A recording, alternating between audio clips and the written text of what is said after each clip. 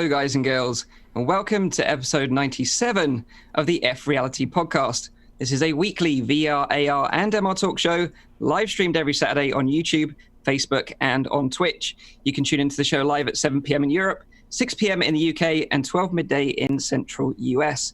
You can also check out the audio version, which is available on iTunes, SoundCloud, and on Anchor.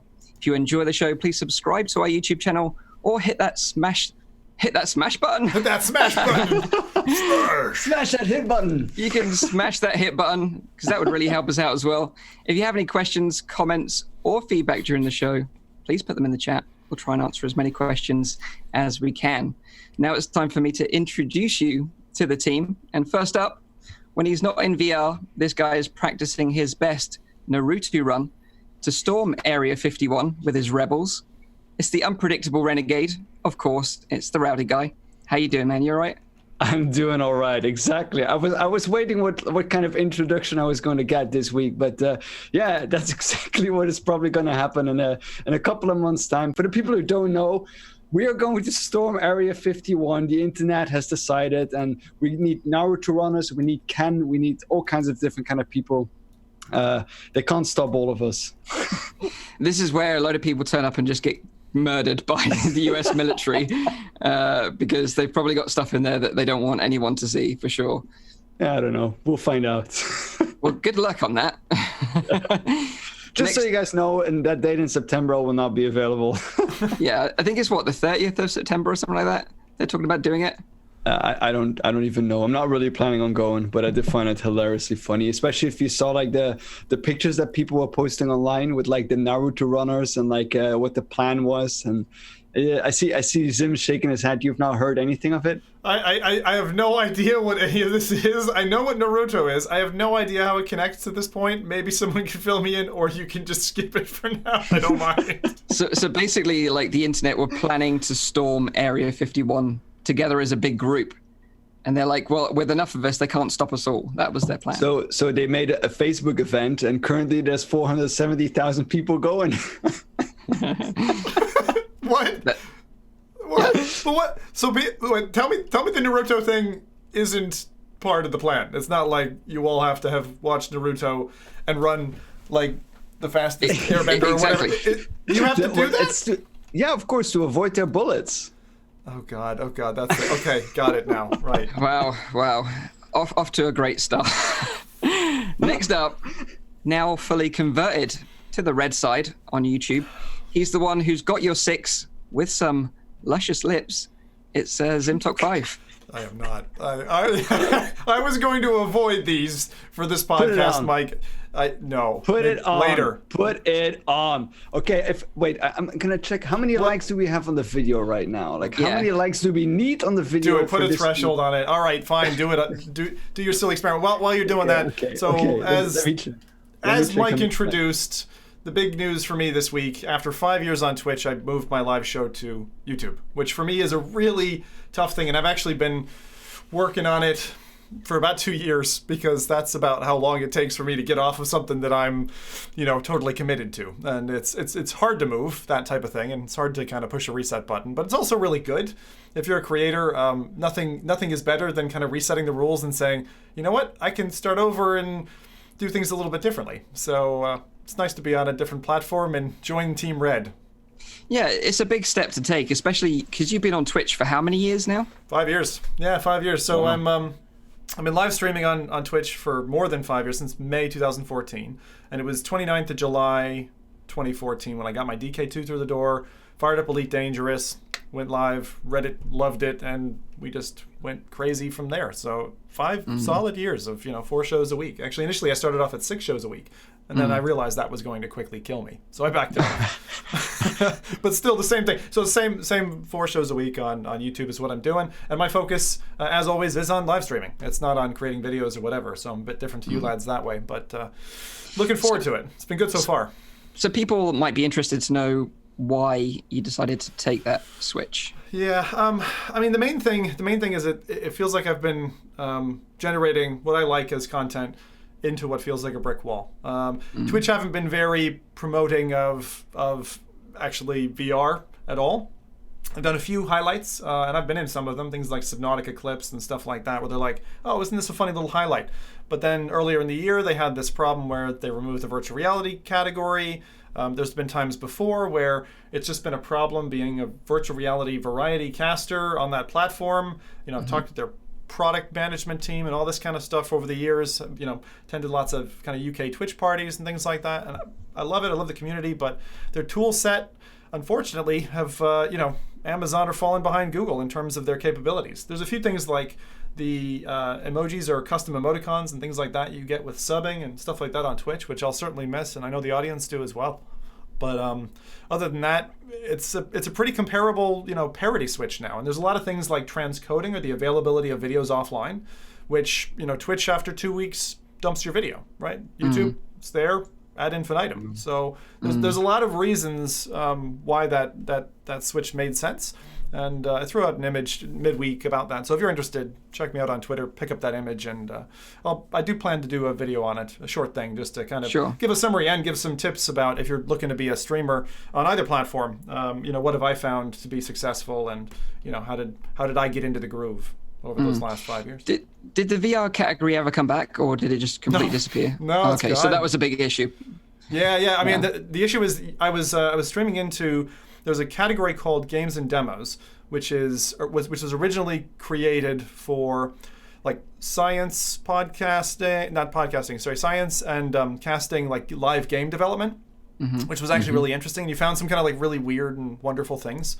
Kind of like if you've got the ASMR category over here with all the ladies, then all the nerdy dudes go over here to Games and Demos. So it was kind of a nice little niche category. That the key on Twitch again is, or any streaming service, I'd say, is if you're in a category-driven platform, make sure that you're not in a flooded category. So in other words, you go and try and stream Fortnite against 40,000 other people. What kind of viewership are you going to get? Probably not a lot. You're going to sit at the bottom of like scrolling down 20 tabs. But if you pick like a kind of a medium old game, or a game that like isn't so super hot, like maybe super hot, and it's got like 5 people casting it, and let's say there's 400 people watching that.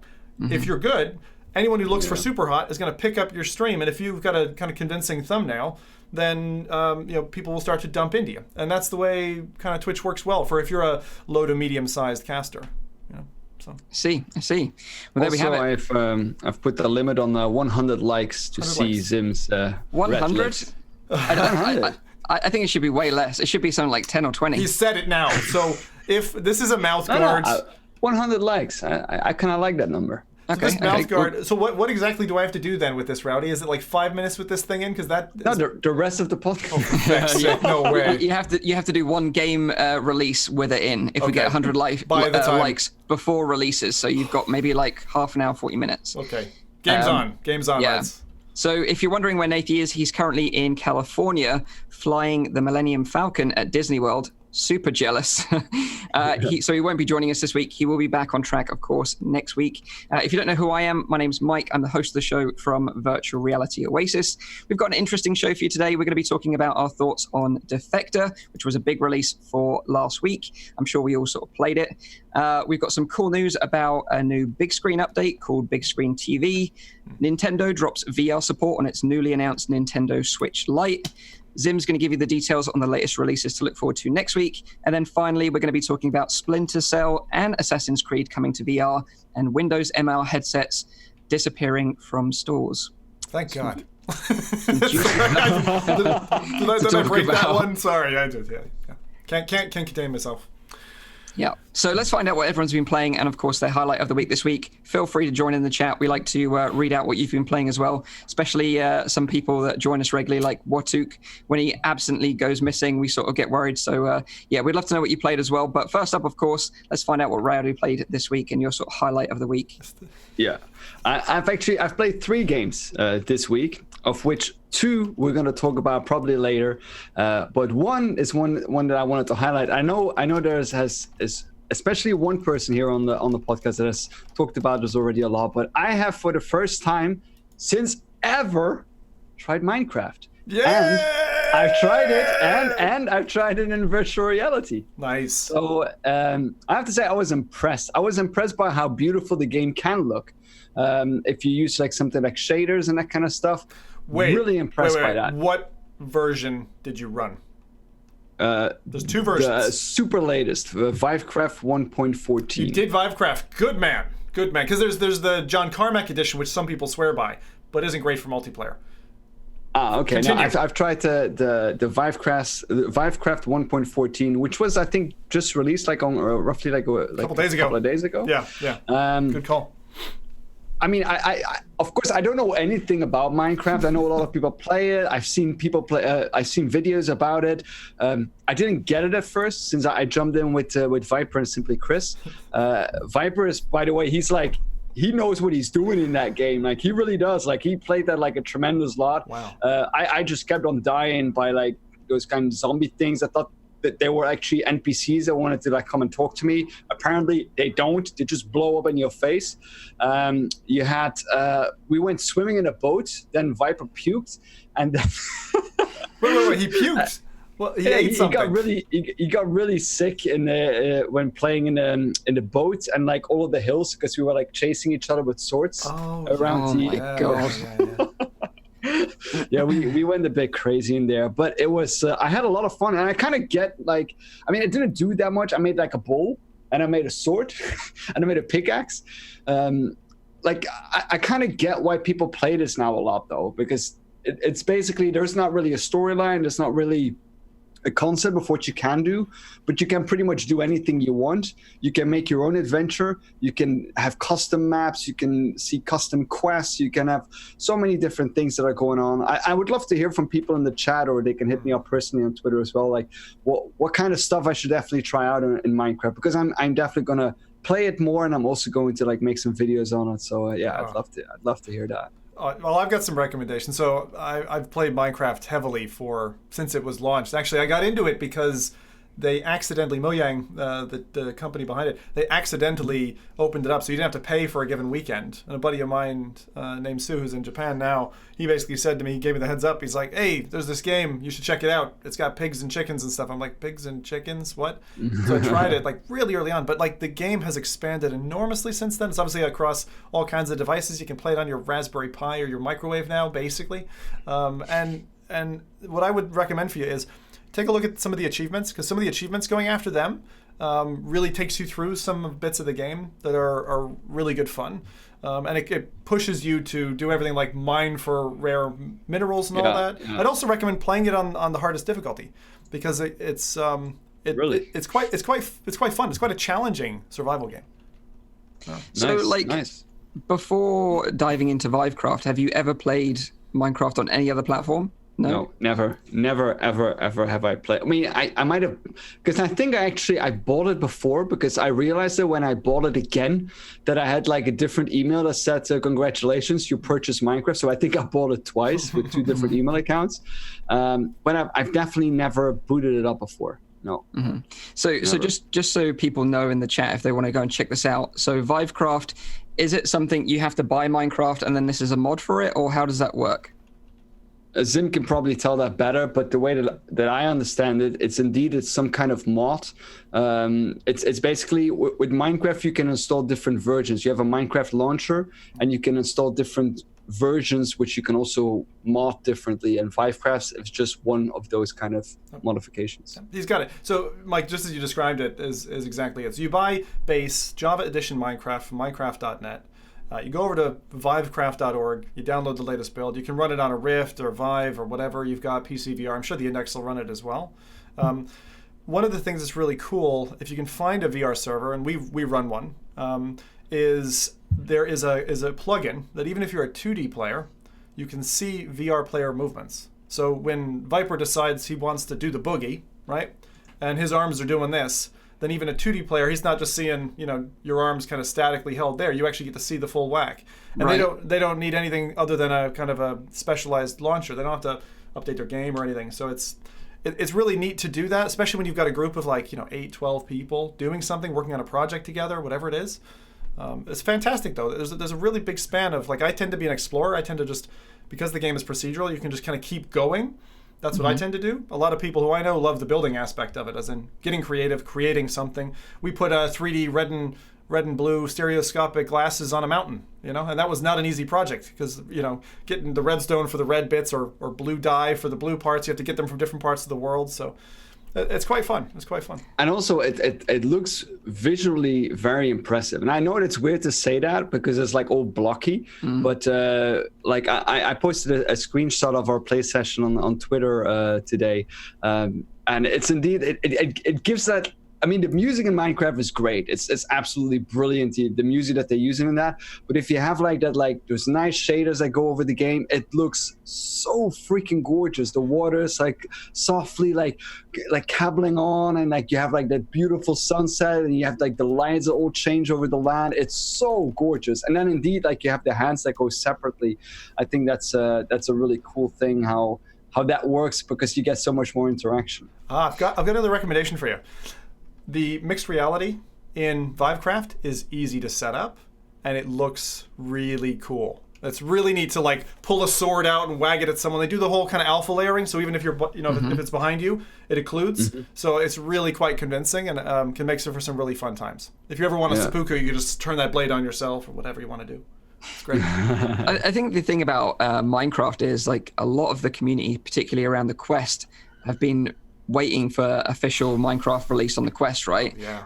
It's so weird because it came out on Gear VR, never officially came out on Oculus Go, and never officially came out on Quest either. I'm really hoping that maybe we get a surprise announcement at OC6, that Minecraft is finally coming to Quest, because I think it's one of those big titles a lot of people are interested in. But I guess the problem is licensing with between Microsoft and Oculus. There must be some deal that isn't quite finalized yet for that game. Yeah, because the hardware is more than capable, right? Because you can sideload the Gear VR version if you officially buy it and download it. You can sideload it on Quest and actually play it. It's just not officially supported, which is a real shame. I think a Go version. I know there are Go versions that you can push onto the Go, but control scheme wise, I can see why there's challenges there. But with the Quest, I see no reason. The only thing that I could think is the limiter is Minecraft is funny because it looks blocky and pixelated and all that, but it's actually one of the most demanding games. I mean, over the years, it has changed enormously. Like initially when they released on mobile, it was this like fixed little box of 256 by 256, and you go in, it would spawn it, you'd play around in that, you'd be like, okay, I'm bored now, let me go create another world of 256 blocks. And now it's infinite again on mobile. So eventually they software engineered it to the point where they could do it. I'd love it if they could do procedural infinite worlds on Quest, but I wonder if there are software limitations. I don't think so. I think it's possible. I think it should be able to come.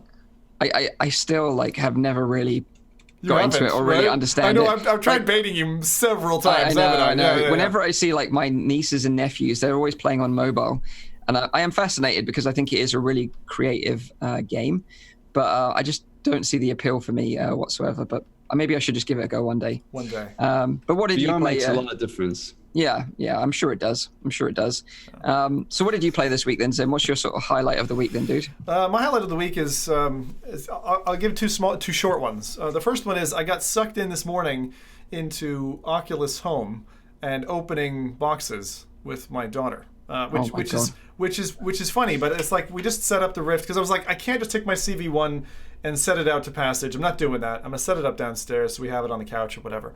And so we opened that up, and it was like, lo and behold, it's been installed for a couple of weeks, so we've got some crates to open. So we started opening boxes, and my daughter is like huge into accessorizing and things like character builds and all that kind of stuff. She's 5, and so we kept swapping turns, kind of figuring out how the Oculus Home layout would be, and now she's got like this adorable little environment. Like initially my wife and I were joking, we're like, oh, when we move, we'll let our daughter give her creative rights over our house, and we'll see how that turns out. And guests will come over and be like, wow, there's a lot of rainbows in this house.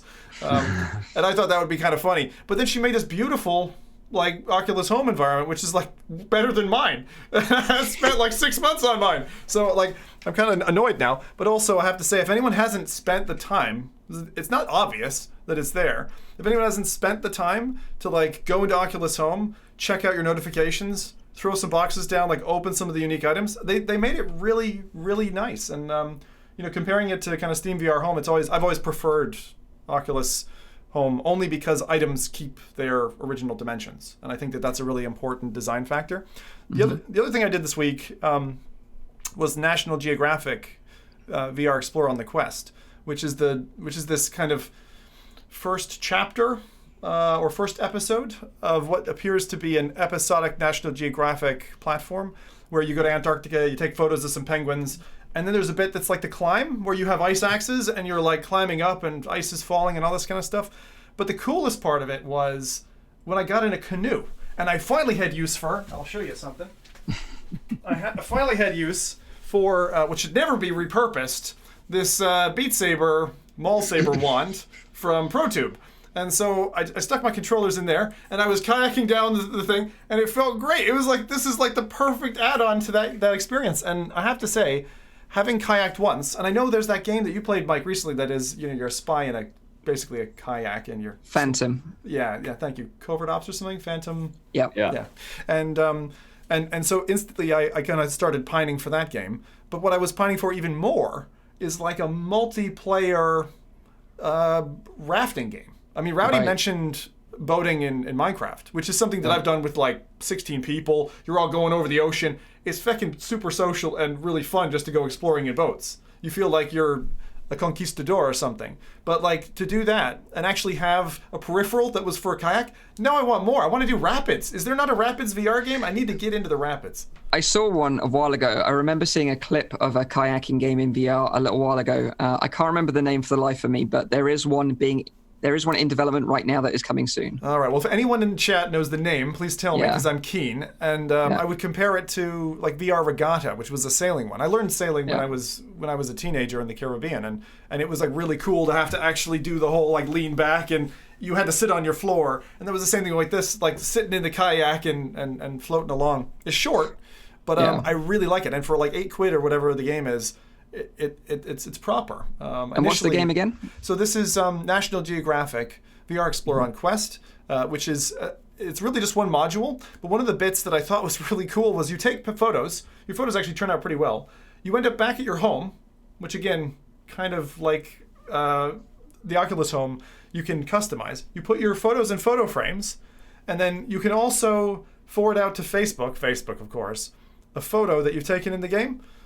Which was really cool. So I took this really convincing photo of a fish and I like pinged it over to Facebook, which is probably my first post in about 3 years. But it was really neat seeing that. Like, I don't know. It was just, and I think National Geographic did a much better job of it than I was expecting. Like literally, the climbing part felt like the climb. Right. And it was great vistas and all that. So I'm really looking forward. I hope there is a content roadmap, because I'd play more modules and I'd pay for them, definitely. But you're right in that kayaking in VR is a very cool mechanic. Like in Phantom, they do it so well. And it's so satisfying because obviously you're mixing that with gunplay and shooting and stealth. It's a really cool game. Definitely worth keeping an eye on for sure. So what about the chat? What did they play this week? Any sort of good recommendations? The chat actually, like we have Onikaze who played Echo VR, mainly combat, Defector, and T4 God on Quest. I haven't heard of that one yet. I heard about that very briefly from the Oculus Quest subreddit. It's I think it's a game you need to sideload right now. You'll hear about it later. Okay. I'll let you talk about it later then. Hence my tea thing. We'll talk about it in a bit. And then I also see a Defector, Vivecraft, In Death. Again, Defector by Mamafan. VR Pro played Echo VR. Mamafan played also Rogan. Jimster says he still wants to play Arizona Sunshine, and there will be a DLC out for it soon, which is indeed true.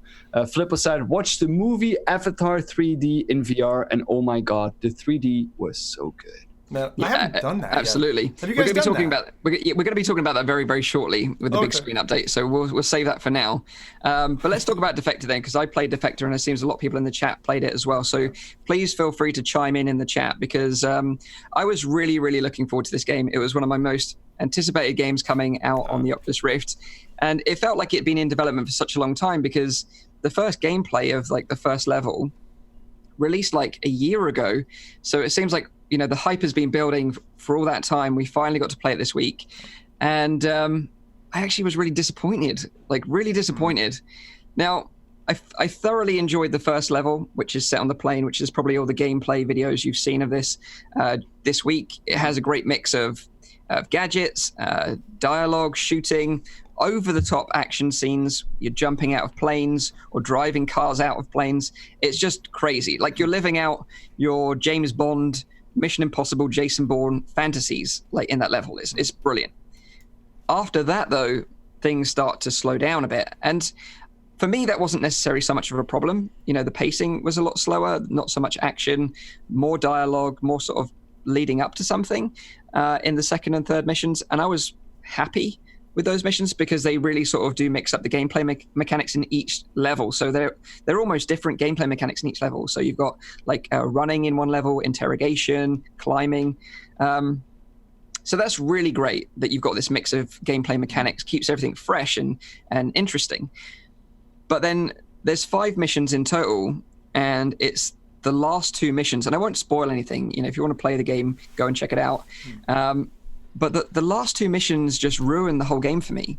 It almost feels like a different development team made the last 2 missions from the first 3 missions. I'm not quite sure what's happened here. I don't know if it's like pressure to get the game out because, you know, it's kind of an Oculus Studios title as well. So maybe they were like, you know, we need this out by this deadline and put pressure on them and they had to rush it through. I'm not quite sure how it happened, but for some reason, the game just left me feeling disappointed. And it was a shame because I was super hyped for this game. I was kind of hoping it to be like the Blood and Truth of PC VR, right? You know, Blood and Truth on PSVR is an amazing game. But sadly, this game isn't even in the same league as Blood and Truth, in my opinion. Like, Blood and Truth is standout, like, amazing game.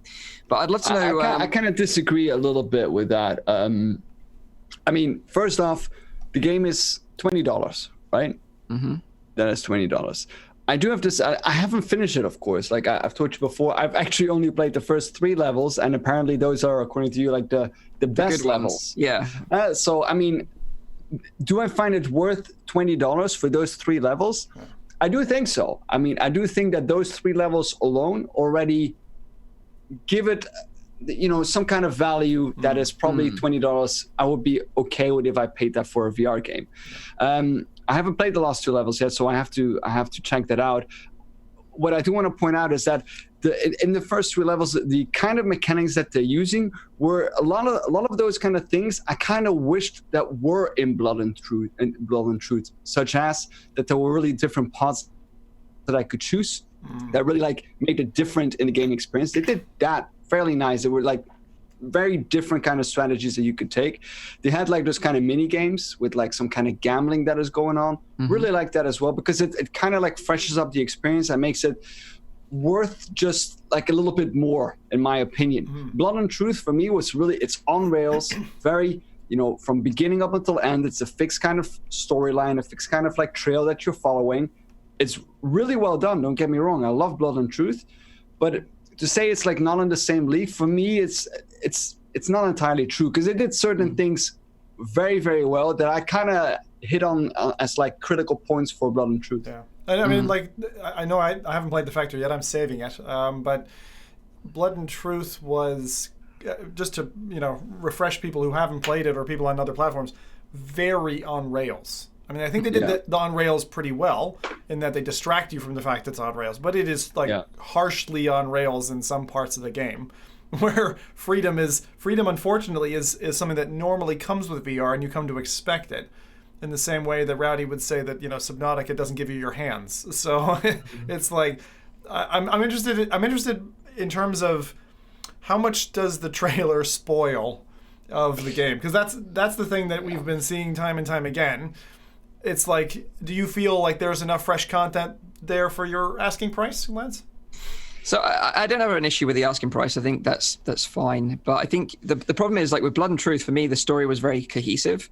So it tells it very well in the cutscenes. You understand throughout the whole campaign what's going on and your role in that.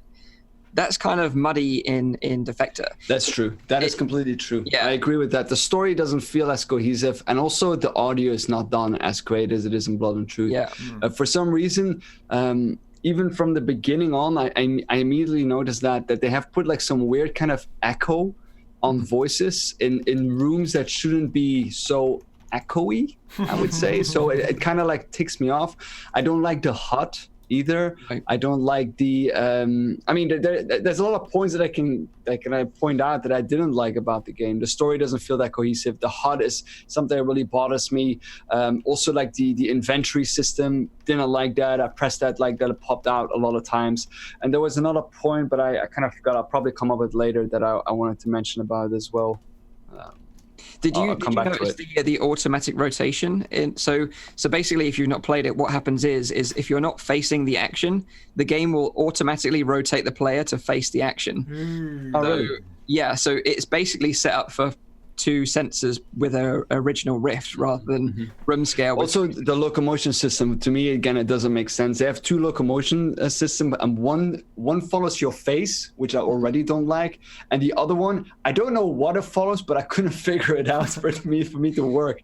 So I still don't get why they don't have just a follow the controller, like pretty much like Onward or Pavlov, like any other like game that has free locomotion does.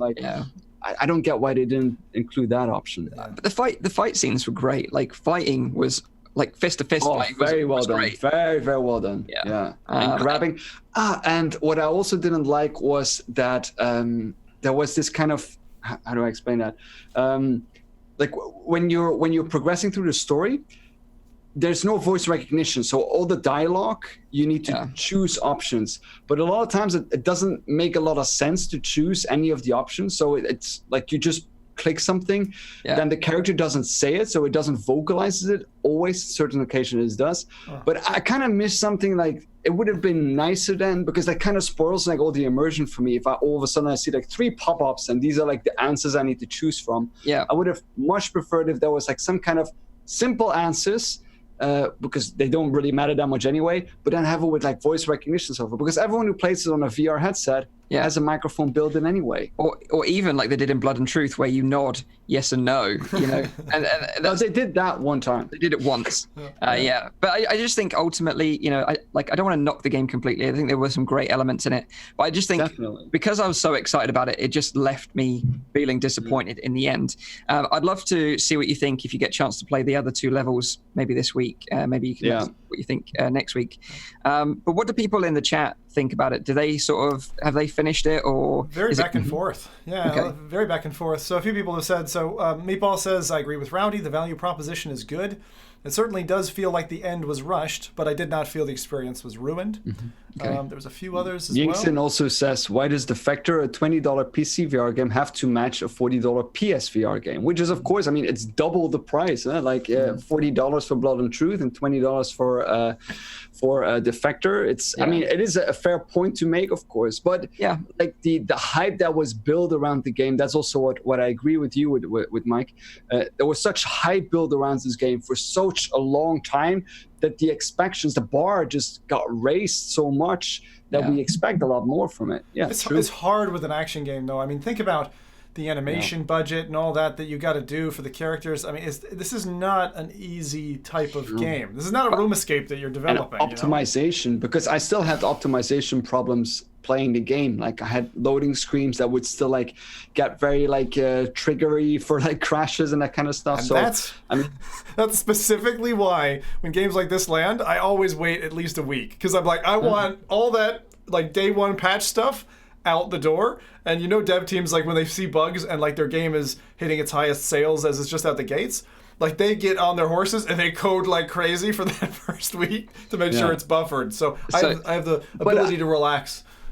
I am interested in seeing more from Twisted Pixel though, because I do think that it's that what they're doing is a great job and it's pushing VR forward, because only already for the action scenes that they've made, just like in Blood and Truth, if you take like a snippet of content out of there and you show that to other people, even though like the game is maybe not like the best as we wanted it to be, but if you show like a snippet of content, people go like, man, I want to try that in virtual reality. And I think this is another thing that's worth saying as well. Like, I really love Twisted Pixel as a game studio. I really enjoyed Wilson's Heart. And I think that is, again, why I'm just disappointed with the final product. You know, with Blood and Truth, the sort of, it ramps up to an amazing ending. Like the ending is something out of a Bond movie. You know, you feel like you've pulled off this epic thing at the end, whereas it started off up here and then just went kind of downhill. But there were certain parts of Blood and Truth that were also, for me, like the museum scene was a bit like, that's cool, all right, nice. But Yeah, I mean, there's always I mean, even Lone Echo had a little bit of a dip in the middle, I would say. Right. Oh yeah, big dip. Talking about the alien pods and stuff. Yeah. Okay. So that is Defector. You know, we've got some mixed opinions on it as well. Definitely. But yeah, I played it this week. Enjoyed the start of it. Not so much the end. But yeah, let's move on to some quick news then, and let's start by talking about Bigscreen TV. Now, for those of you that don't know what Bigscreen is, it's a free app available on all PC and standalone VR headsets that allows someone with a PC to share the content that's on that PC with other people in a virtual environment. So that could be like a cinema, could be like a home environment, could be a choice of different environments that you can watch that content together in. And the cool thing is you can just kind of hang out, watch movies, play games, and do this all socially together, which is really neat. But the problem is, if you wanted to host this content yourself, it really relied on you having like a decent internet connection, because you're basically sharing the content from your desktop to the other people in the room. Now, in their latest update this week, Bigscreen has added a new home environment as part of this update. It's a huge sort of living room with a massive TV, curved seating, and it's even got like a Roomba that's moving around cleaning the floor as you're sort of in there chatting, which is kind of neat little feature. It's got a little fireplace as well, which is nice. But the biggest thing, of course, with this big update is that they're adding 50 free TV channels that are hosted by the source of the content 24/7. So basically, this means that you can fire up Bigscreen today in any headset, whether it be the Quest, Go, PC VR headset, and you have dedicated rooms for channels. So you can go into the Twitch room, CNN room, Pluto, Sports, SpaceX, all these 50 channels. Just go in there and you can watch this content that is streamed from their servers with up to 8 people, and sort of chat and meet like-minded people that are into the same content as you. And the cool thing is this works completely cross-platform. So, if you're a Quest user, you can jump into rooms with like PC users, and Go and Gear VR and everyone else as well are all in the mix together. And it's this kind of big social melting pot. How does the financials work behind this then? 50 channels you just get for free? Yeah, so this is the thing. Like I met up with Darshan, the creator of Bigscreen, this week, and talked to him at length about this new update and how they pulled it off. And basically, all this content is free online anyway, just from websites. Oh. So it's hosted there anyway. So what Bigscreen have done is just like pulled a hook into like the stream and just pulled it into a nice UI within Bigscreen, and then they basically then just direct that stream to Bigscreen. So that's basically how it works. So you're getting it from source. But even regional licensing, I would think, would get in the way, because, like, for instance, if you want to watch CNN from the U.S., oftentimes in the U.K. we'd get blocked from watching that. It'd say like, this content is not available in your region. I'm wondering, does Bigscreen have those limitations today? It does, but from what I've tested so far, I haven't hit any roadblocks yet. Like, I could watch CNN, I could watch Pluto, I could watch SpaceX. So I don't know which channels are region locked, but there's just so much content there that there's something definitely for you if you're interested.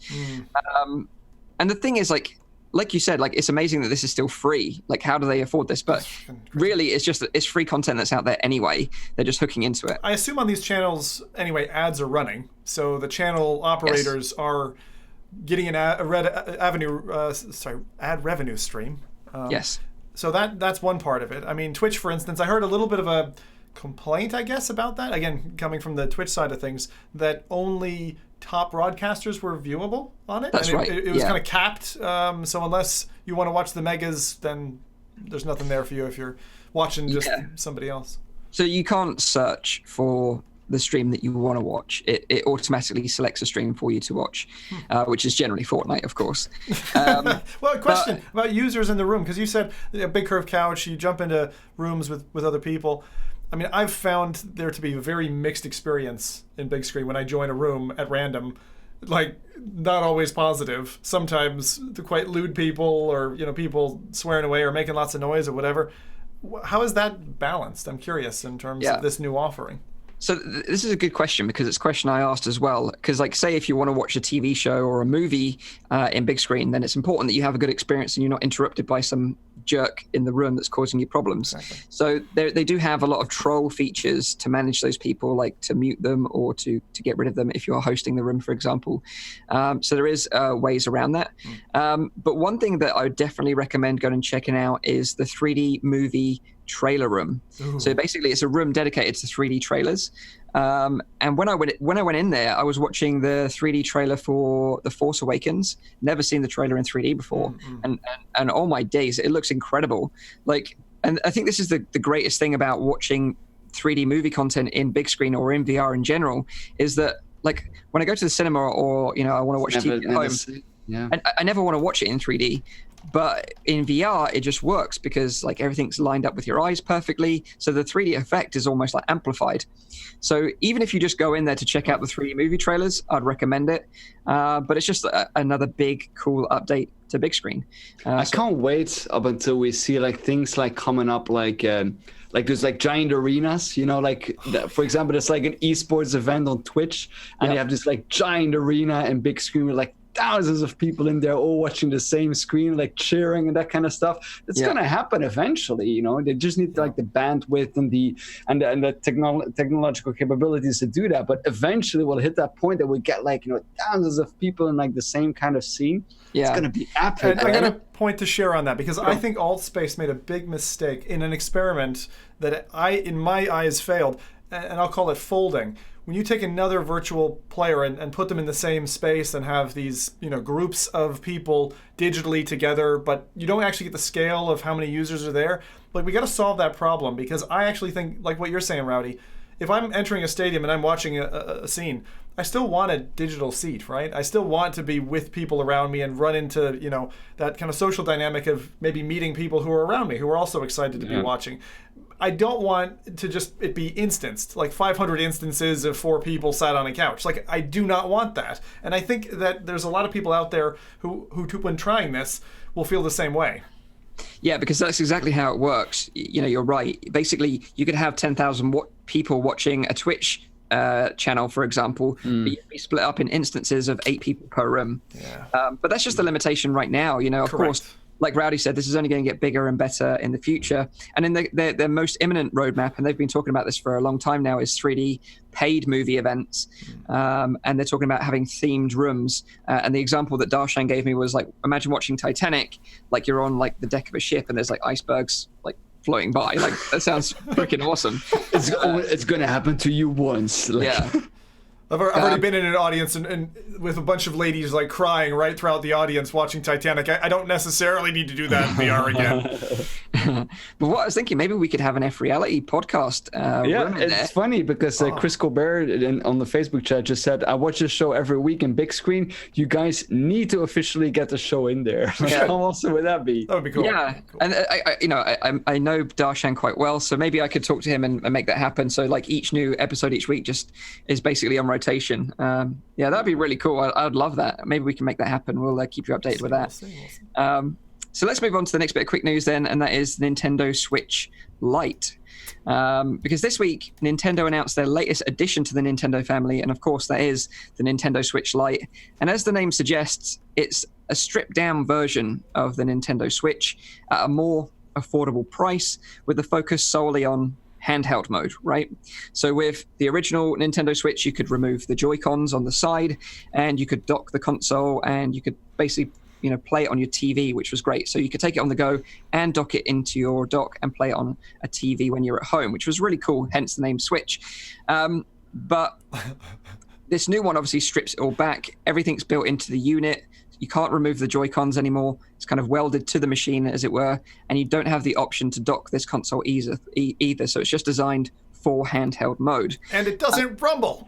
It doesn't rumble. They took away the tactile support. Yeah, you don't get HD rumble, which is in the Joy-Con controllers, which is a really neat feature when it works really well. Yeah. But you're probably asking, why is this relevant to VR? Well, a few months ago, we were talking about Nintendo Labo VR. Now, these were sort of cardboard kits that you could assemble at home yourself into sort of various contraptions, such as a blaster, a bird, an elephant even. to create these kind of unique and wacky VR experiences I thought they were a great introduction to VR for particularly a younger audience. But now with this Switch Lite, because you can't remove the Joy-Cons, it doesn't make it compatible with the Nintendo Labo VR range.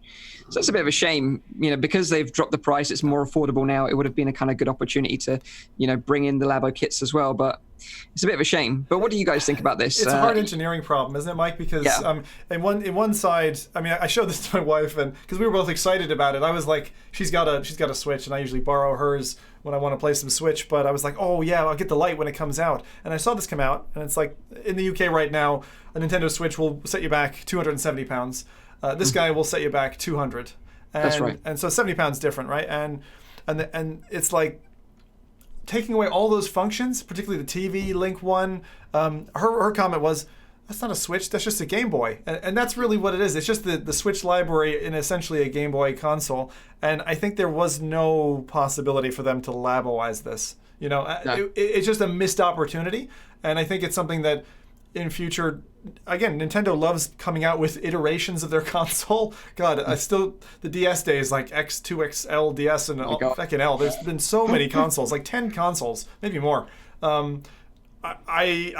not what I expected. It's not what I expected. I'm a little sad that there's no the VR interaction because we won't be sweeping players in that way. But if this is a lower price point to get players, with a handset that anyway, if you're a kid, chances are, your parents or whatever don't want you hugging the TV, so you have a console. I had one. I had several when mobile handheld units, and they're great for gaming. Yeah. That's how I met my wife.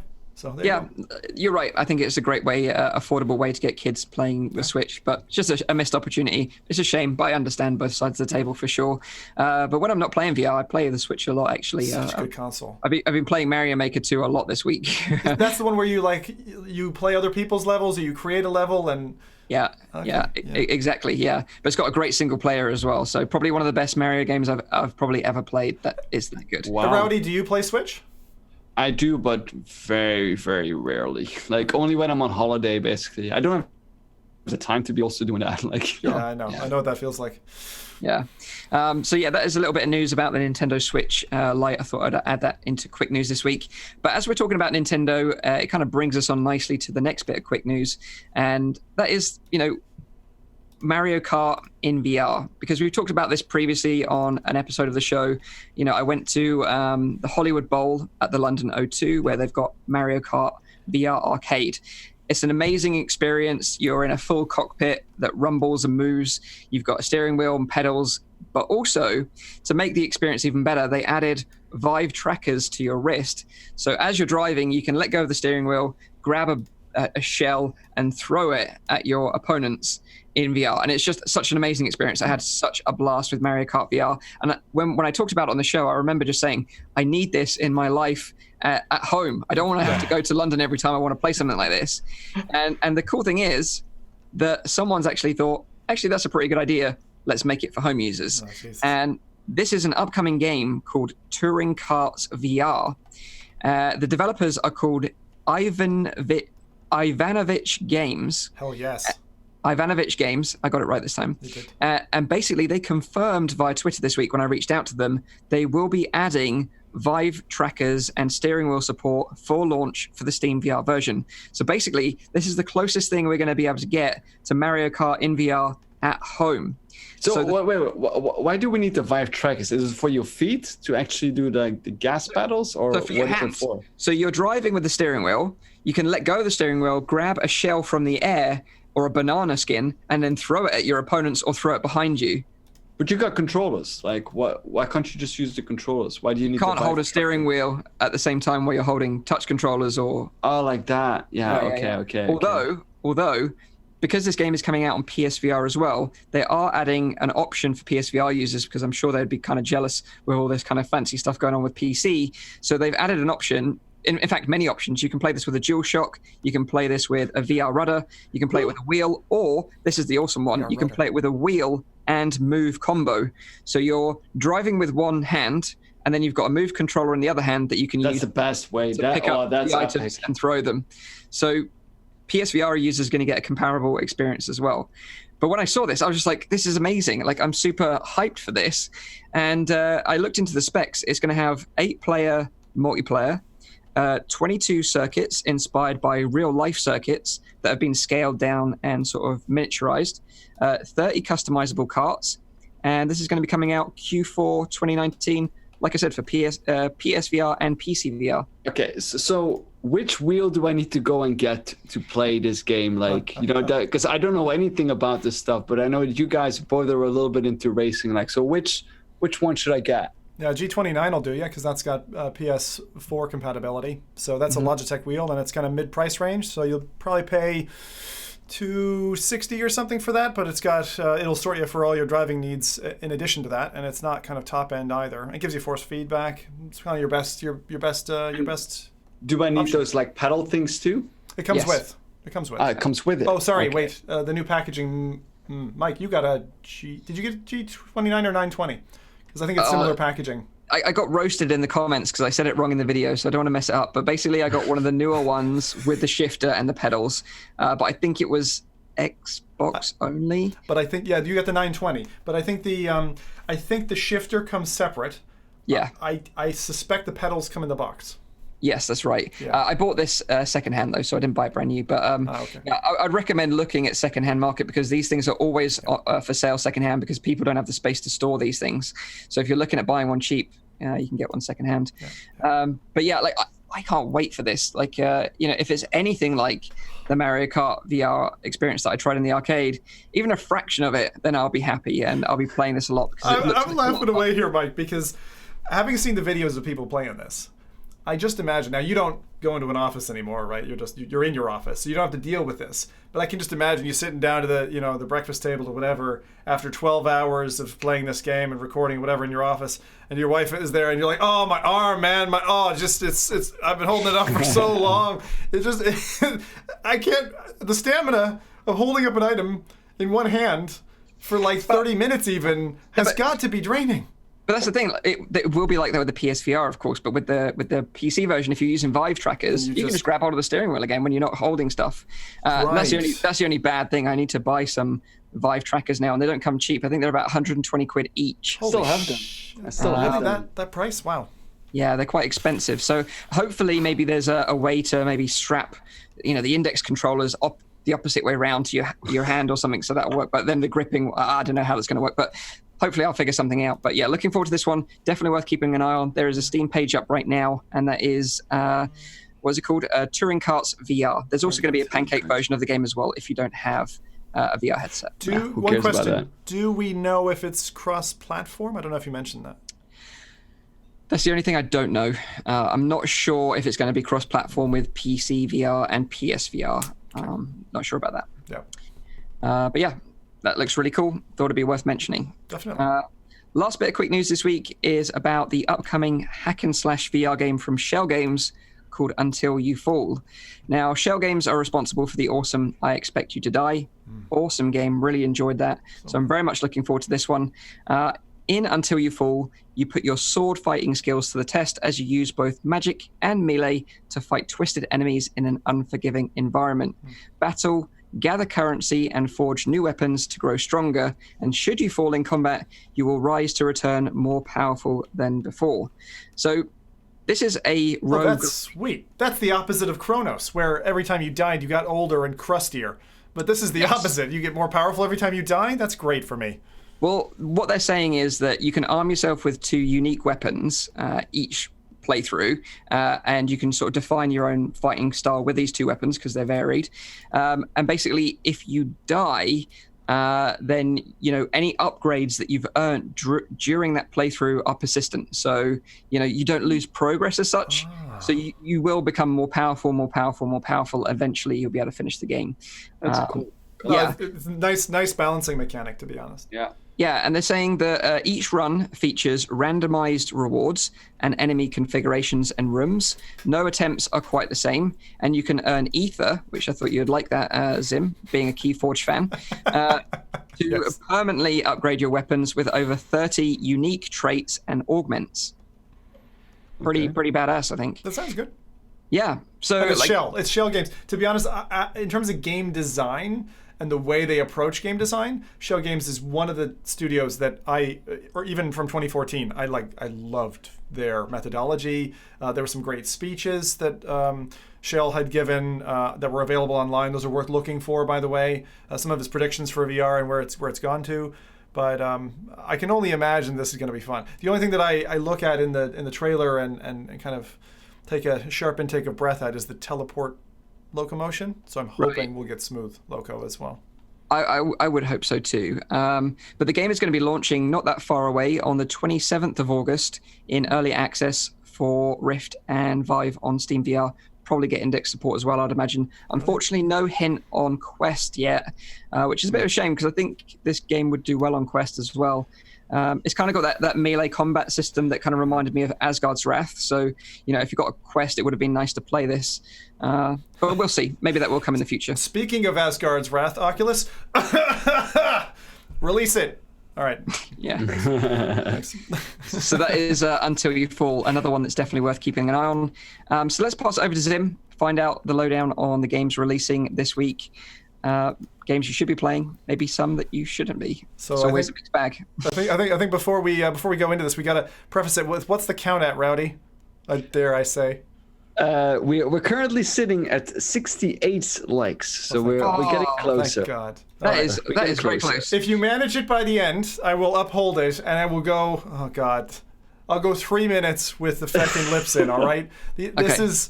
Anyway, amazing. I can't believe you guys put me up to this. Anyway, all right, let's talk releases. Okay, so first one, this is just in case you missed it, which you won't have because we already talked about it extensively. So I will not spend long, but I'll give you the visuals in case you didn't get a chance. So Defector, boom, Defector released on the 11th of July. We said it was $20, £16. It's there available for you on the Oculus Rift. The lads gave their kind of mixed opinions about the game. To me, it looks pretty interesting. Jump out of a plane, bit of pew-pew, choices, plural, and you get to be an elite operative. However you take that. Also, one thing, even though this is an Oculus exclusive, it does work well with Revive if you want to play it on a Vive or Index. And that's worth noting because not everything maps nicely in terms of control schemes. So that's kind of a big deal. So that's Defector anyway. I won't labor on it. I'm keen on getting onto a few of the other aspects we've got this week.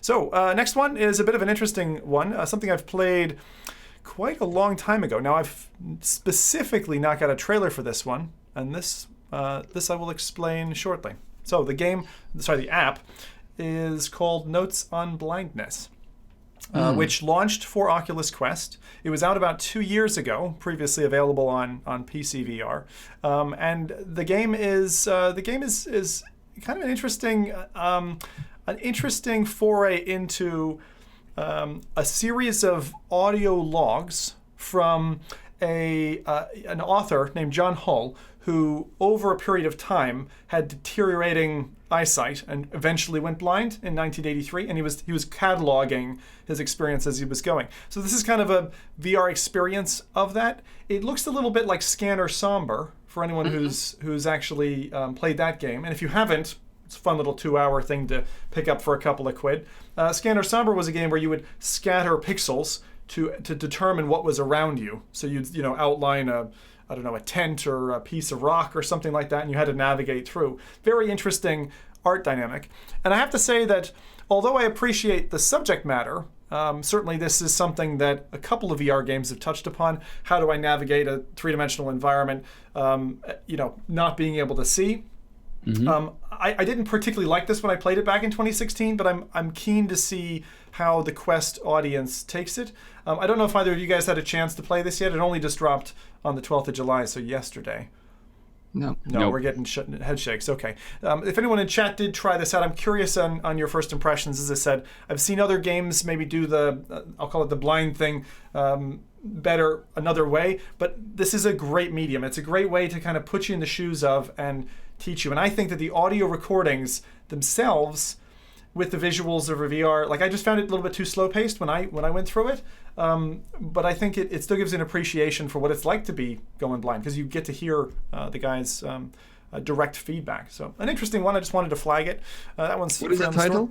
So it's called Notes on Blindness. So I think as well, like, you know, if you work in that sphere with people with, you know, they've got blindness, you know, or family members that are blind, it's a great way to get an insight, like you said, into what they actually have to go through on a daily basis. There's not many easy ways to actually like put yourself through it, or put yourself through the situations that you're going to go through, where there's things that you, particularly if you weren't born blind, if you do go through that degradation and you reach it, or you have an accident, let's say you get something through your eye and you lose it, it's so different, right? Those are two very different hemispheres, because if you never knew it, the loss is kind of a different thing. So Rowdy, you were trying to say something there. Yeah, my grandfather, after he got like a brain infarct, he had a part of his visual cortex that got damaged, and he had like they called it like a tunnel vision. So he would only see like a very small part of his vision would actually be visible. So the doctor, when they tried to describe it, because he went to a specialist, they had those kind of glasses that they would put on as well to make people experience what it is. It's very nauseating as well, because you put those glasses on, all of a sudden your vision is like reduced to like this like small little pinhole, and it's very, because the way that our visual cortex basically works is that we remember information that we see. So we see like, because we see only a very small part, but we kind of stitch it all together in our brain and then say, okay, that is a face, and okay, that is a tree, and that is a car. But if you only get that very small amount of information, it becomes very hard to stitch that all together, which means that it becomes almost impossible to recognize objects up until you've like scanned it all the way through with your eye. It's a very interesting kind of way of experiencing like blindness, or like a form of like a visual impairment. Makes it that's really interesting. I like the way you described that, Rowdy. But it's if anyone has ever seen an AR scene composited, it's like the same thing that you described in terms of the way our brain would map out an environment and then store it as that is what happens with our brain, is that we kind of like store visual information subconsciously, and we keep all that information together to then form an object. That's our brains are trained, for example, to recognize faces, because it's such a strong human feature. And important. Yeah. Also, like, you know, quick shout out to PD, who moderates our chat and is a friend of ours, friend of the channel. He had a scare recently where he had an issue with one of his eyes, and as a VR content creator, you know, that's like probably your worst nightmare, you know. So I'm glad now he's updated us all that that's not so much of an issue now, and that he's going to be okay. So thank God for that. And yeah, we always appreciate your help on the show, PD. So yeah, thanks for sharing the story with us. Yeah, absolutely. I think it's really hard as well when you hear anyone go through it, because it's a complete nightmare situation. You hear anything related to the retina or the eye, or if your stereo vision goes. It's not that you couldn't use a headset, because I know people who are one-eyed and or have other vision problems, but still can appreciate VR. But again, once you've been there and you have something taken away from you, that's tough. That's really tough. But anyway, so that's notes on blindness. The next one, which I hope you're all in for a spot of tea, is the thing that I'm most excited about. There's a port of a pre-alpha game. This is a side-loaded game available. And there's a load of people. There's a fucking waterfall of people saying this is the best thing that they played on Quest. So I'm going to run the trailer for this. This is called T for God, which is a really odd name. Let me describe a little bit about it. So if you liked Unseen Diplomacy and the way that the room was somewhat inescapable and kind of folded in on itself at times, and if you paid attention when we covered With Sadness a few months ago, which was a mournful kind of roguelike soloist journey, I think that this is going to be a game, firstly, that I'm going to appreciate. I haven't played this yet, haven't had the time yet, and I think that you would as well. So it's a VR roguelike shooter that uses impossible spaces, which they refer to as Euclidean orbifold, or an Escher-like world, or more commonly known as non-Euclidean space. I'm sure this is all getting Rowdy real wet. And procedural generation to allow the player infinite movement within their home. Okay, the story behind this is pretty simple. Humankind united, but one day, the Steve incident day happened, and then everything changed. So I don't know who Steve is. He's not a nice guy, obviously. He's not a nice guy. Apparently, robots took over, you know, and you're one of the last humans left, and so you're fighting against. We've heard this before. Cough, cough. The Matrix. Okay. As I said, this is pre-alpha stage at the moment, available on itch.io. It was only just ported to Quest, but it's actually been out for a number of months. I don't think it's been out more than a year. And I wanted to read out a couple of the comments from literally hours ago. Okay, Thermal Flight from 5 hours ago says, and this is posting back to the developer, says, "Man, you are a genius. This is my favorite game for Quest so far. It's only a beta version. It's actually pre-alpha. Publish a full version of this and you will easily get rich. Easily I'll pay 40 to 50 euro for a game like this. Rarely spend so much on games. This is innovative and really immersive. Please go ahead and finish this game." There's one more comment on it. Megamose 10 hours ago said, "Easily one of the most compelling and innovative VR experiences I've ever had. The potential for this is absolutely mind-boggling. I turned off my Guardian just so the grid wouldn't keep popping up, and it was completely immersive. I'm blown away by this. Played on Quest." And so I absolutely, when I get off this show, is the first thing I'm doing is I'm learning how to side quest and getting this thing up, because I am so excited for this. What are you guys thinking? So I think it highlights again what we've said before. Like, people want immersive content, and if it's on itch.io or Steam or Oculus, doesn't really matter. But they want to see different kind of things. Like, they want to see, like, that's why we keep on bashing on, like, please developers, remove the HUD, remove this, remove that. Keep it simple and keep it immersive. And that's something that this developer is probably known for a long time as well. And he's like, why is nobody doing this? I saw the trailer. It does look a little bit claustrophobic in certain kind of areas, I guess, Yes. Which kind of makes sense. But yeah, applaud the developer for trying something new. Yeah, so I saw this on Reddit. A lot of people were commenting on Reddit about this and kind of piqued my interest from there. And from what I understand, like, I haven't seen the trailer myself, but from what I understand is that the game scans like your play space and then measures, basically adjusts the world in game to fit that play space. And we saw that really cleverly done in BOGO as well, which is like an official Oculus demo. And Superhot, remember at OC5, we saw Superhot do that. So you would walk down the corridor and it would do the whole kind of turning corridor thing, but in a fixed space. Yeah. Right. So that's cool. And apparently, because it scans your play space, it basically makes you move around that play space to its limits in the context of the game. Correct. And the one time that I experienced this, and it was done amazingly well, was when I was at Gamescom last year, and it was the Arizona Sunshine location-based experience using the Vive Pro and the wireless adapter. And I think this is the key with the Quest. Because it's wireless, it makes it even more immersive because you're walking around this little environment. You don't have to worry about being tangled up. And it was so great. And what they did was they used lifts and little moving platforms so well, which I think they do in this game as well, that it makes you feel like you're moving much further beyond the capabilities of your play space. Correct. And that's the magic of this. And when you lose that, I had this first in like 2016 or 2015 when I first went to EGX. I played Unseen Diplomacy in quite a large play space. And like you were on your knees, like unscrewing vents so you could crawl through to the next room. And like I literally, like someone could have done, I don't know, a horrible tragic thing in the middle of that event, and I wouldn't have known. I was in a different world. And like getting back to there, I've only experienced it probably one other time.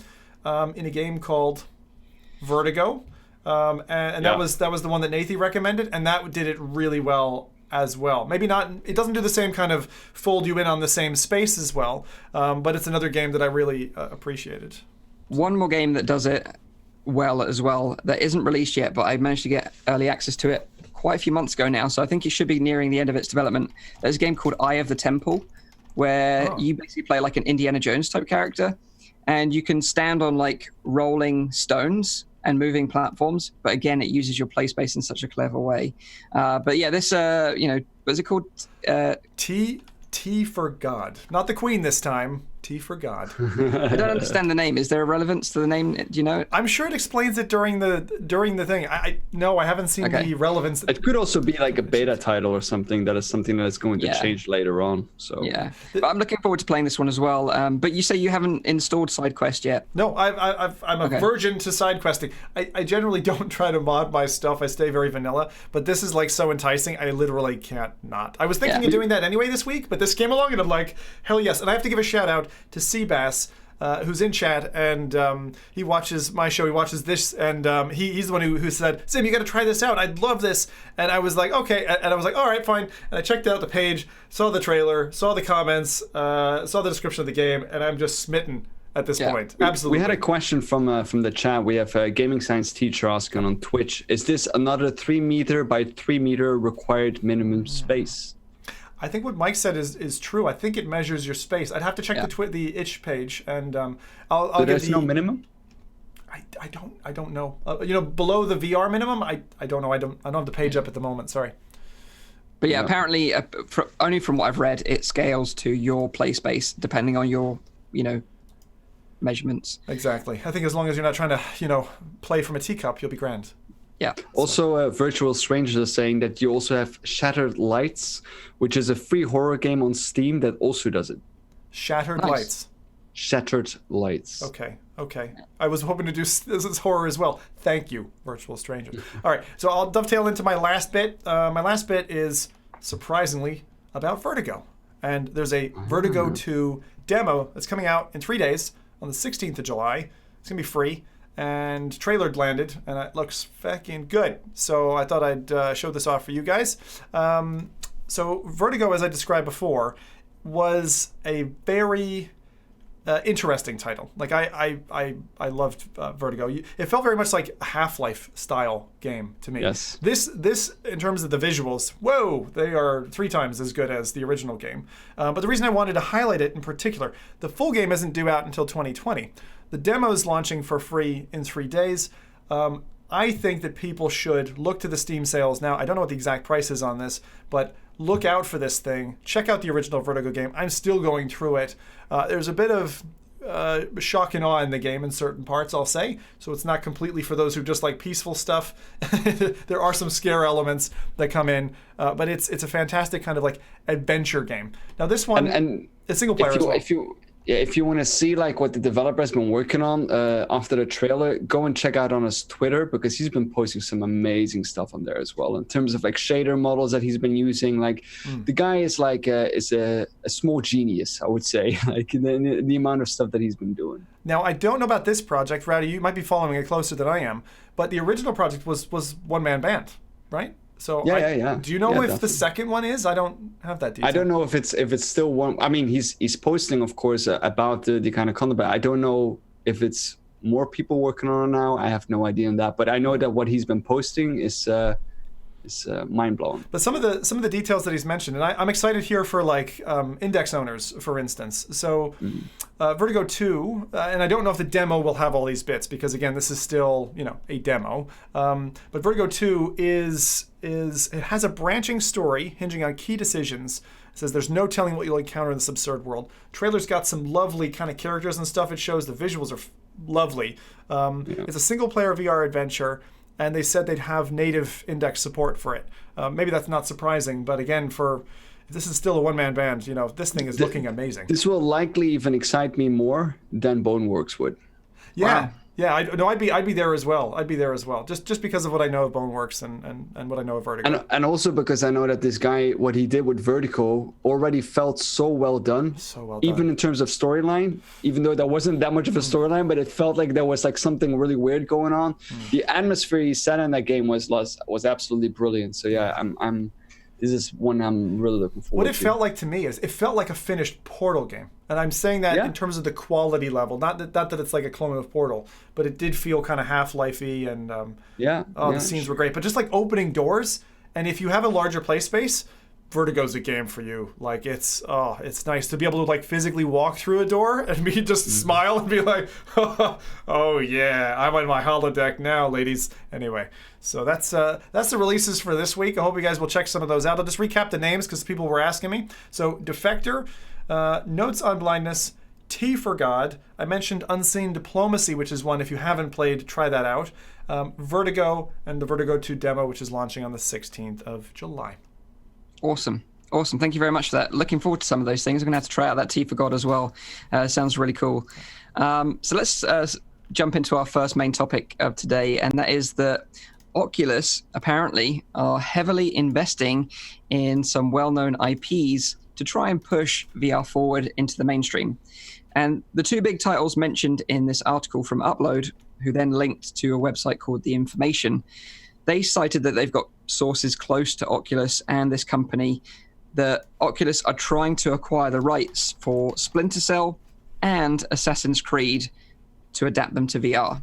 And that is the third game that I've been playing this week is indeed Assassin's Creed Odyssey. So you picked it up in the sale? I did pick it up in the sale. God, for a second, I thought you got an early access to like the VR. No. I'm like, Jesus, dude, this is like hot stuff. Okay, so you've been playing the flat game. I just wanted to stress, like, playing that game again, like, you like emphasize like how much I want an Assassin's Creed in virtual reality. I really, really hope that is going to happen. Yeah, preferably soon than later. But wait, you can, right? If you play the battle royale mode of Rec Room, you just hide in a bush. You got it. Job done. Yeah, exactly. But when I saw this news, I actually thought of Rowdy straight away because I know he's a fan of the Assassin's Creed series.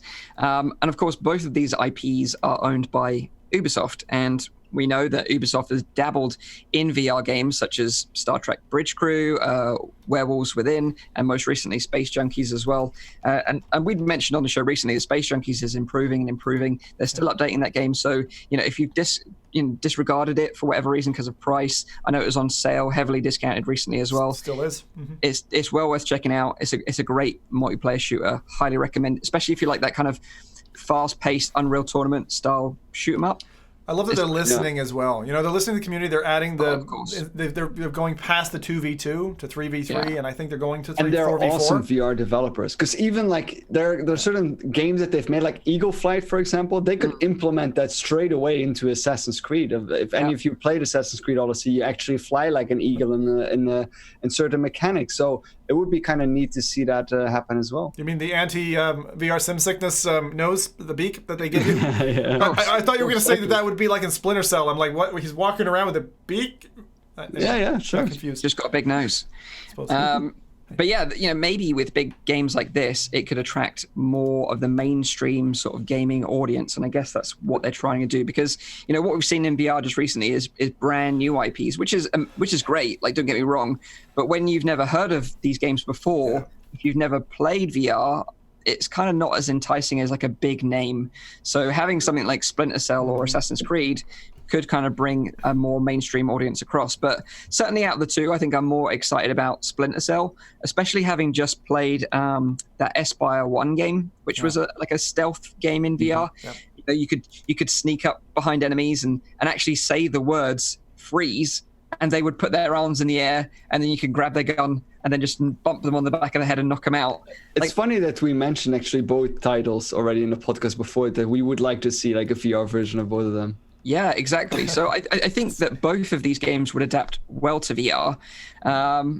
But yeah, I'm super excited. Of course, this is just rumor right now. Oculus were asked about these rumors, and their response was, the response to Oculus Quest and Rift S gaming has been incredible.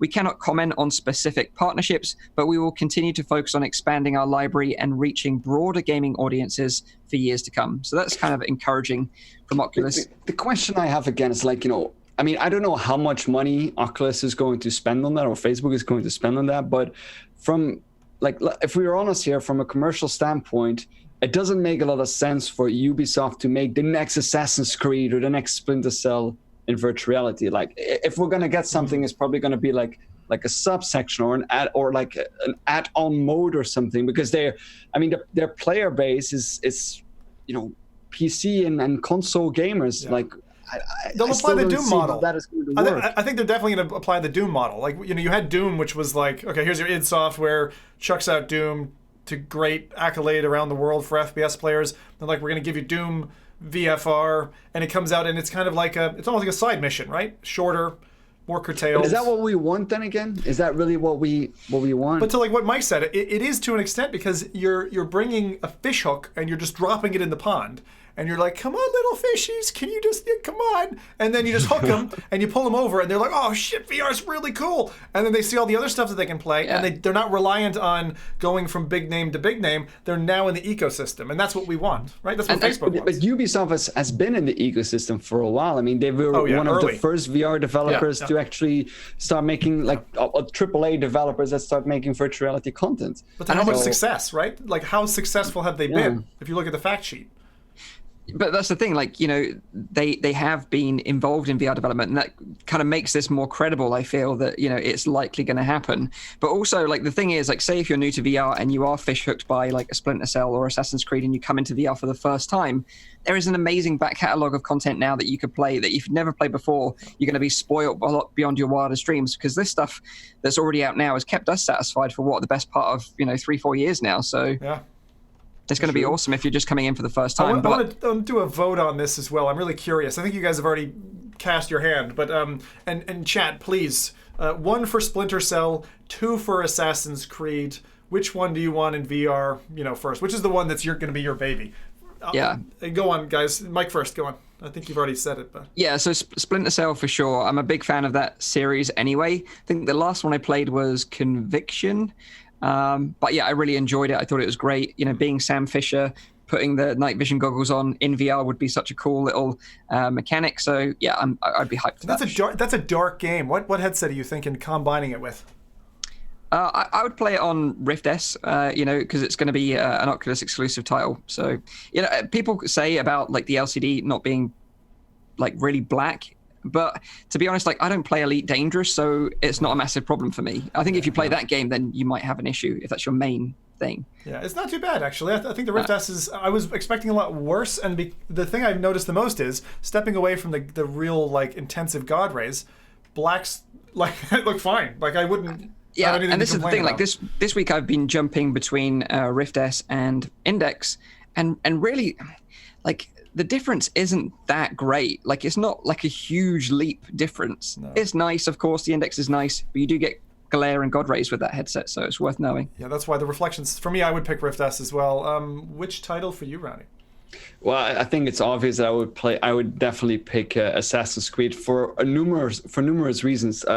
First of all, I think the visuals in the game are absolutely beautiful. Like, if there's one game that can really like draw you in and like make you like explore like a different world, I think it's Assassin's Creed. And I think that in virtual reality that will shine even more. They have it with Assassin's Creed Odyssey now. You're a pirate on a ship if you want to be. You can go through the Rocky Mountains. You can go through like all these kind of like like areas and like the bushes and like so many things that you can do. Then they have like different kind of concept. You have the climb that Ubisoft already made is something they can implement in here. You can have Eagle Flight, that is something that can be implemented. There's so many virtual reality mechanics that they've already kind of like had some experience with that they could implement into an Assassin's Creed title. That's a very good point. Yeah, I think that they could really make a really solid kind of title with that. You have also the sneak mechanics of like, stabbing someone from behind. You can like jump, doing like those kind of like, how is it called again? Those eagle drops. Eagle dives, yeah. Eagle dives, jeez. Like, oh yeah, I'd love to see something like that. Or just wandering around in that world, like being on top of like some kind of cathedral or like, and then like looking around and seeing that immense view. Yeah, I think that's going to be the most amazing thing about that game. Like, if you're up high, being high in VR is always exciting because they can do scale so well, so it feels like you're up high. Yeah. And I think that's what they could do really well in Assassin's Creed game for sure.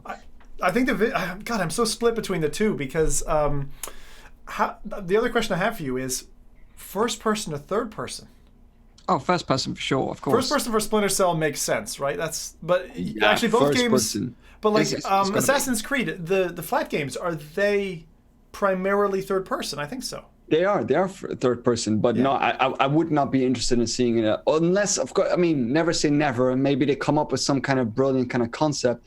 But still, I want to be that guy. Yeah. I want to be the assassin. I want to jump from like some kind of like crazy environment, or like I want to jump onto a ledge or like something like that. Like, I'm gonna plug this because I would want a mix of both as a comfort option, because when you see your character from third person perspective, and although I tend to prefer first person, no HUD, all of that, being able to get the vista of here's me sitting on top of a building and I can see the expanse and rotate around the character, kind of Chronos style. Third person in VR actually can be really compelling, but to be able to jump into the character then, or if it's your decision, ride that character first person through the entire campaign, I think would be a really neat way to deliver to players what they want to experience. Yeah, interesting.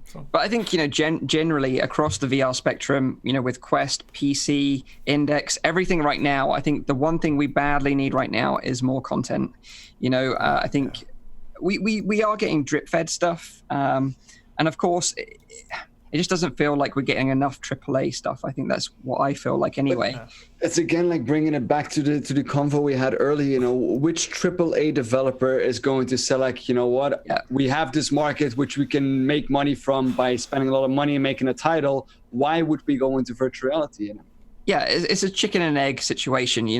We need to attract the masses, but with that we need great content, and we need the masses to attract the developers to make that great content. So it's a problem, and this is why regardless of what you think about Facebook, they're the ones alongside Sony that are funding the game development right now. Without them propping up the VR industry and supporting all these game developers making these incredible games, we wouldn't have them, and that is the issue. It is the correct strategy forward. If you want people to buy virtual reality headsets, they need to be having content that they're willing to play. Yeah, agreed. Also, the chat is going a bit crazy because we're currently sitting at 96 likes. Oh, come on. Yeah, I know. I'm sitting here if you've been watching my face for the last 5 minutes, I'm tracking that and just be like, I am freaking scared now. Okay, anyway.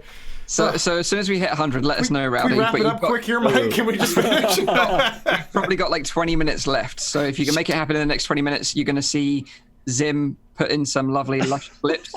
Oh, Jesus. It's going to be hilarious. So let's move on to the last topic of today then, and that is about the Windows mixed reality lineup.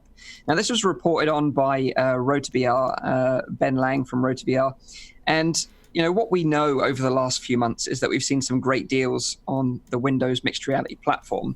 Their range of headsets, including the Samsung Odyssey, Odyssey Plus, the Acer One, Asus, Lenovo, they've all been heavily discounted, and you could pick them up relatively cheap. I think it's actually happened. We've hit 100. Oh, fuck. You continue, Mike, and you just keep talking. Sure, okay. So like I say, all these headsets, they've been massively reduced and going out of stock. So right now on the UK Microsoft Store, for example, the only headset available is the HP mixed reality headset, which is £300. UK Amazon, completely out of stock. You can't even buy one on UK Amazon. On the USA Microsoft Store, they also sell Vives and Rift S's, by the way, but the only Windows mixed reality headset available is the Samsung Odyssey Plus, which is $500. So it's kind of crazy that on Microsoft's own Windows mixed reality store, they're actually selling more other VR headsets than their own range of Windows mixed reality headsets. Kind of strange. It's kind of funny. The USA Amazon, of course, does list the other headsets from other manufactured partners like Acer, the Samsung Odyssey, and the Odyssey Plus, but they're relatively low in numbers in terms of their stock. Now, according to Rowdy, many hardware partners, including Acer, Asus, and Lenovo, don't even list the headsets on their own websites anymore. So if you want one, you have to either get one from eBay, secondhand, or find one that's slowly running out of stock on Amazon, for example, in the US. So it's kind of strange that these manufacturers seem to be taking a little bit of a backward step. Of course, there's others that still heavily support it, like Samsung with the Odyssey and HP with their new Reverb. But it seems like the other ones are maybe taking a slow step back. Now, this could point to a couple of things. Now, hopefully, this could mean that we're on the edge of a new range of Windows mixed reality headsets. I would really welcome that, with improved tracking capabilities. Yep, definitely. More cameras like the Rift S, so you've got a bigger tracking volume. And the biggest improvement that they need to do is fix their controller design, because I think that's probably one of the worst things about the Windows mixed reality range right now. So hopefully, the fact that these headsets are going out of stock and they're dwindling in numbers means that we're going to get a refresh to the lineup soon. I really hope that happens.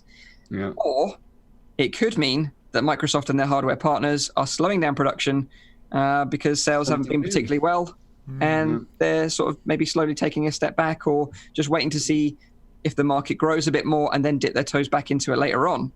So I don't really know, but what do you guys think about it? Maybe I could pass. Yeah, Zim, what do you think about this? All right, hang on. I think that Windows mixed reality headsets need to die a very fast death and go hi. So for you audio listeners who are probably wondering what the heck's going on, Zim has this like mouthpiece in that is holding his lips open basically. Yeah. It is crazy. This is why you should watch the video. You miss all these funny antics that you see on screen. But what about you, Rowdy? What do you think of this thing? Do you think it's the fact that we might be getting a refresh, or do you think it's that they're slowly phasing Windows MR out? Well, I don't think that there's going to be like a phase out of it, because it wouldn't be smart. If you look at like what PlayStation's been doing, like PlayStation has been selling like over like 5 million headsets right now. I think that Microsoft pretty much realizes that they're missing the boat if they don't like, start doing something with virtual reality. That this is maybe a phase out of this Windows mixed reality generation. That could be it. But I don't think that Microsoft is going to say, okay, hands off of virtual reality. It's not working out. I don't think so. They're too big a company, too invested into gaming and too invested into like technology in general for them to like completely like, hands off and see what happens. I don't think so. I really hope so. I'd love to see a refresh of the range, especially if they can, increase the tracking volume and sort the controllers out. Then I think it's going to be a really compelling option. But I think just like we discussed just now on the show about like content, Microsoft badly needs to bring their own content to the table and say, look, if you buy a Windows mixed reality headset, you're going to get this exclusive content that you can't get anywhere else. And I, for one, would welcome like a Gears of War VR game. Like that'd be so freaking epic. Like actually shooting one of those lancers and then chainsawing like some locust in half. That would be so awesome. I agree. Same with Forza. I would welcome that as a driving game, and Halo as well, of course. We can't forget that. So I think, if Microsoft wants to be really serious in the gaming space within VR, is do a refresh of the line, improve the sort of issues that they've learned over the past few years, bring some amazing first-party content to the table and say, look, this is what we're offering. This is why you should buy a Windows MR headset. Because right now, the reasons aren't really that compelling, to be honest. No, they need to come with content first. Look at like what PlayStation's been doing. Look at what Oculus is doing at the moment. I'm wondering, like, for the people dropping in right now, we're having this like serious conversation. They see Sim looking like this. What the heck is going on? Help me! I think it's been enough. Like the 3 minutes have probably been over. Well done for being a good sport, though. How does that feel? I hate you guys. I feel like it was a rough night in Amsterdam. That's what it feels like, to be honest. So let us know in the chat what you think about this whole Microsoft thing. Do you think it's a refresh, or do you just think that they're running out of components maybe in the factory and they need to get some more components in to sort of manufacture some more headsets and they'll be back on sale again? I'd love to know your opinion on it, because right now we haven't got an official response from Microsoft, so we don't really know what's going on. But yeah, I would welcome a refresh for sure. Also in the chat, let us know if you've got any questions for us about us or the show, just while I sort of reiterate the show times, and maybe we can sort of spend some time answering a few questions. So just a reminder, this is a weekly VR, AR, and MR talk show, live streamed every Saturday on YouTube, Facebook, and on Twitch. You can tune into the show live at 7 p.m. in Europe, 6 p.m. in the UK, and 12 midday in central US. Also check out the audio version, which we spend a lot of time on making sure that it sounds really amazing. So you can check that out on iTunes, SoundCloud, and on Anchor. Only for Zim to screw it up. Zim to screw it up with his luscious lips in. But of course, Nathan will be back on next week's show. He's traveling back from the US this week, I think. Yeah. Very jealous about what he's been up to. Looking forward to him telling us all about it. So yeah, if you've got any questions, fire away. We do. We got one from Paradise. Zim, what the hell are they for anyway? Oh, you mean the lips of fire? These? Yeah. Man, I'll tell you, when you've been 10 years married, things get kinky in the bedroom. That's all I'm saying. It's part of a game though, right? A board game or something? Nope. I bought them for the show. They were purely for entertainment on my stream. Yeah. Oh, okay. One of many props that we have. Yeah. Sure. Anyway, we also have Meatball Sauce is saying, I think Microsoft would be better served to partner with Oculus to bring VR to the Xbox and become a software partner to bring more titles to PC. Win-win.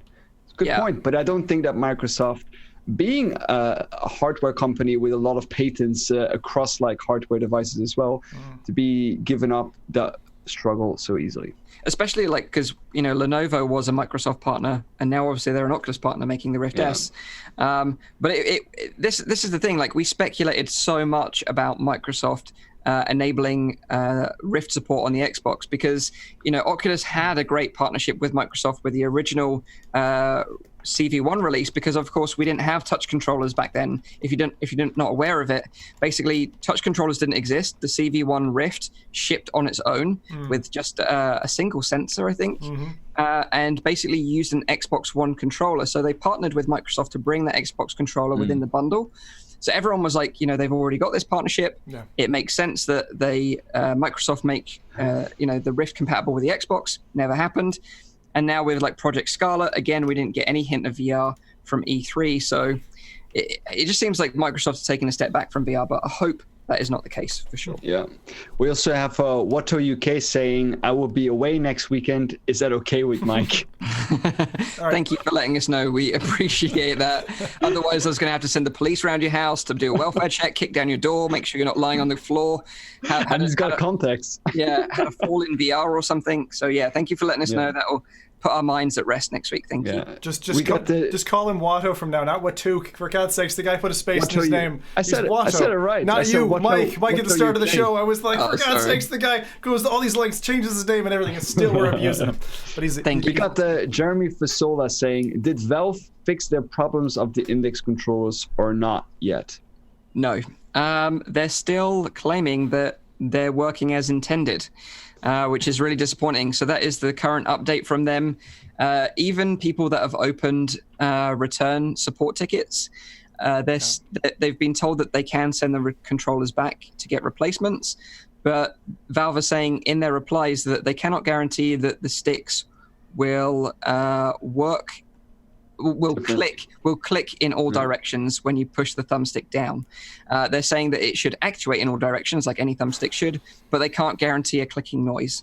Again, it's a shame, especially because those controllers are so expensive. Yeah. And we've been looking forward to them for such a long time. Also, having again jumped from Rift S to the Index a fair amount this week, the thumbstick on the Rift S, because it's actually got a knurled edge and a divot in the middle, it makes it more comfortable to use. Yep. Whereas the Index is just like a slick dome, so it's easy to kind of slide off that thumbstick. Again, just another thing. They should just redesign the thumbstick, release an updated controller design, and just ship a new set to everyone that's already bought one. That was beautifully done, Mike. The way you described the two different thumbstick types, I just have to say, that was on the fly. Gorgeous description. Thank you. We have Backthorn on Twitch asking if anyone of the FReality Circle is going to SDCC. SDCC. No, I don't even know what it is. I've not heard of that before. There is another question here which I thought was interesting for Quest. Double asks, are there any car racing sims for Quest yet? Actually, I thought the answer was no, but there is one, which is VR Karts Sprint, which isn't too far off what we were talking about earlier, and actually is a bit of fun. But I suppose good luck getting friends together, buying copies and playing multiplayer. But I think if you're able to do that, if you can achieve that, that's not too far off. Kind of like a light version of Mario Kart. That's pretty decent. I totally agree, and that's. I would sort of echo what Zim said. If you can find people to play with, it's so much fun. Playing on your own, not so much. And also just be aware that if you're susceptible to motion sickness, it's very intense. Said well. There was a question here from Steve that said, ever consider having a call-in section of your show where folks can call in and ask questions? In fact, we've talked about this for a long time, but we were even talking about this after last week's show. So yes, more news on that in the future.